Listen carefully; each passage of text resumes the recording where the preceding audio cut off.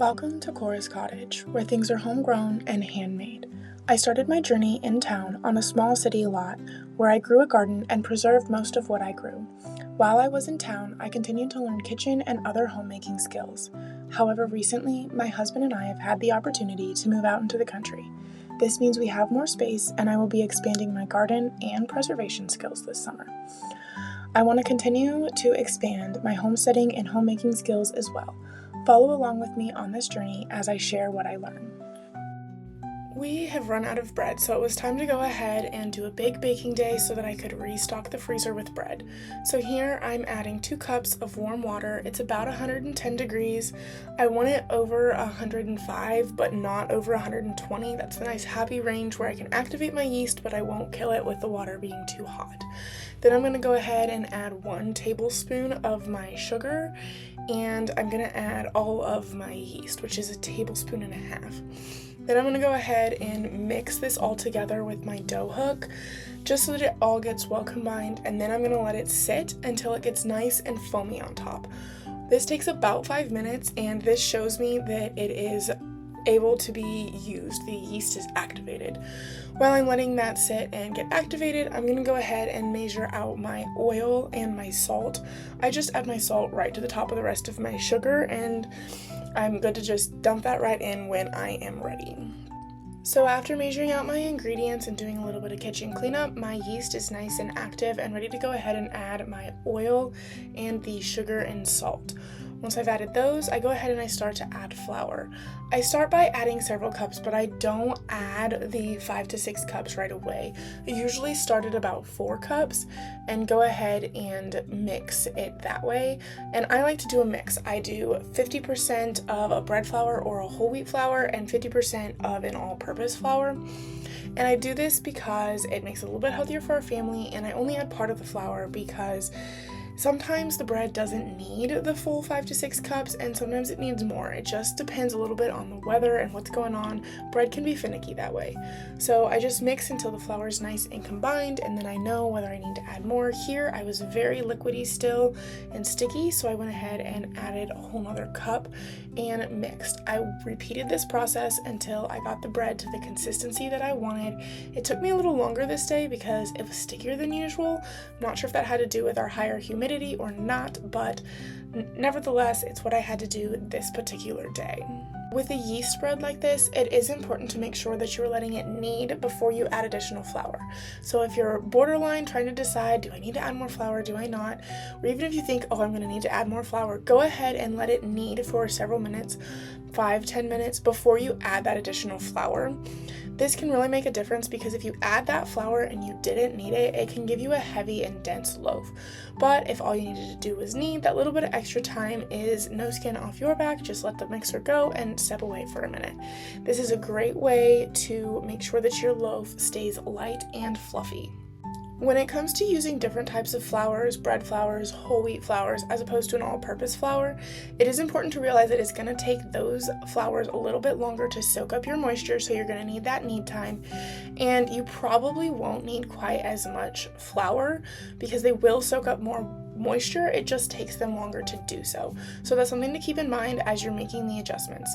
So here you can see my dough is no longer sticking to my sides, so it's done and ready to go into its bulk rise. To do this, I'm going to oil a large bowl. So I just use my misto, pump it up, and spray around the whole bowl. I make sure to coat it well because once I coat the bowl and transfer the dough into the bowl, I'm going to take the dough and I'm going to turn it over a couple times and make sure that the dough is well coated so that it does not stick to this bowl. If you're ever having issues getting dough out of your mixer bowl or off your dough hooks, you can wet your fingers just a little bit, and it really helps that dough not to stick to you or the bowl, and you can slide it right out.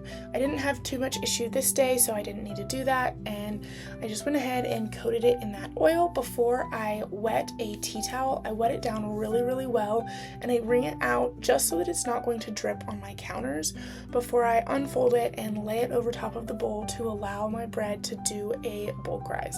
So this rise is going to take about two hours probably in my kitchen. It depends on the day and how warm my kitchen is. When that's done, I go ahead, punch it down, knead it just a little bit, it and transfer it to my counter, where I will divide it into 2 equal pieces and shape my loaves. Now for these, I don't get too crazy about shaping my loaves. I just kind of fold the edges under here, as you can see, and then I shape it, roll it a little bit into an oblong shape to fit into these loaf pans, and call it a day. Now, some people will get more intricate with the way that they shape these loaves, but I find that this works just fine and they rise well for me and turn out great. My family likes them. So then I'm going to go ahead, transfer those to the counter, cover them with that damp tea towel, and let them sit for about 30 minutes until they rise to even or above the loaf pans, and then I'm going to transfer them into a 350-degree oven for 30 minutes. After 30 minutes, I will go ahead and remove those from the oven and allow them to cool on the counter for 5 minutes before I will dump them from their loaf pans and allow them to cool completely. Then it was time to get started on my sourdough bread. So this takes 650 grams of water. You're going to want to use filtered water. Make sure it doesn't have chlorine in it. That will kill your starter or can definitely mess with your starter. Then you're going to put 200 grams of active, happy, bubbly starter. Here you can see that it's risen almost to the top of my jar. And then I'm going to mix that together with my hands just so that the starter is incorporated well with the water before adding my flour and my salt. So flour, I again don't add all of my flour at once, but total it'll take about 1,000 grams, give or take probably 100 grams either way. And the salt, I do 20 to 25 grams. Now with all of these measurements, I do rough estimates. Like if I'm close to that 650, that's good enough. I mean, if I've got 640 grams of water, that's great. If I've got 675 grams of water, that's also great. I don't have to hit these exactly on. I just get them fairly close. And 20 grams of salt, there's a lot less wiggle room than there is with 650 grams of water. So use your judgment there a little bit. Once I have all that in the bowl, I go ahead and attach my dough hook and get it mixing. I again step away and let it knead all of that dough or all of that flour into that dough before adding additional flour. With my sourdough, I do use 100% all-purpose flour to make it. But you certainly could mess around with adding different types of flours. Just remember that different flours will take longer to knead and will soak up different amounts of moisture as they are getting ready to incorporate into that bread. So if you're doing a whole wheat, I might recommend letting it autolyze or sit and absorb that moisture before you begin to knead that flour into the dough. You can also do this with cup measurements if you don't have a scale to measure out grams. So in that case, I do 2 3/4 cups of water, 2 cups of starter, 3 to 3.5 teaspoons of salt, and approximately 7.5 cups of flour. Here you can see that the dough is no longer sticking to the sides, so I let it knead for just a little bit before removing it from that bowl into a larger bowl to do the bulk ferment. If I'm having problems, I just wet my fingers again a little and it transfers right over to the bowl. I do not have to oil the bowl for sourdough, I just put it right into the bowl. And then I'm going to again cover it with that damp tea towel and let it sit. Now every 30 to 120 minutes, I'm going to perform a stretch and fold. These don't have to be super exact or exactly the same amount of time, just whenever you have a chance in your kitchen. So you're just going to stretch and pull up and fold it over and then rotate your bowl and repeat. This process only takes a couple minutes, and you do this 3 to 4 times before you do your bulk ferment. After you do your last stretch and fold, you let it bulk ferment on the counter for 6 to 14 hours, and then it's time to go ahead and divide your dough into 2 equal portions, and you're going to go ahead and laminate and shape your loaves. So to laminate your loaves, you're just going to stretch it out into a rectangle or a square, as you can see that I'm going to do here. So this is also the time when you can go ahead and add in inclusions super easily. Once you get it out into your rectangle, you just down the middle add your inclusions, fold it over, add your inclusions on top of the fold it over, add your inclusions, and then you'll roll. You'll kind of see what I'm talking about as I get to the end of this process. If you want some detailed instructions on how to do this recipe, you can find a link to my blog where I describe it in detail, and there's a printable recipe card in the description. I'll also link a recent blog I did on some sourdough terms that you might hear people use or that you might have heard me use in this video that might be confusing if you're a beginner, but I lay them out in a way that's easy to understand in that blog. So that'll also be down in the description. I'll also link a blog recipe that has a recipe card attached to it for the yeast bread recipe that I showed earlier in this video. So here you can see I'm finishing to get the bread all laminated out into a rectangle. A lot of times you can just shake the bread here. You'll kind of see me do it. But the edges tend to want to roll up, so you may have to really work those edges. And here's those folds I was talking about. I'm not doing inclusions today, so I just roll it up and then shape the loaf. Then you're going to do a push-pull motion to help build tension in that loaf.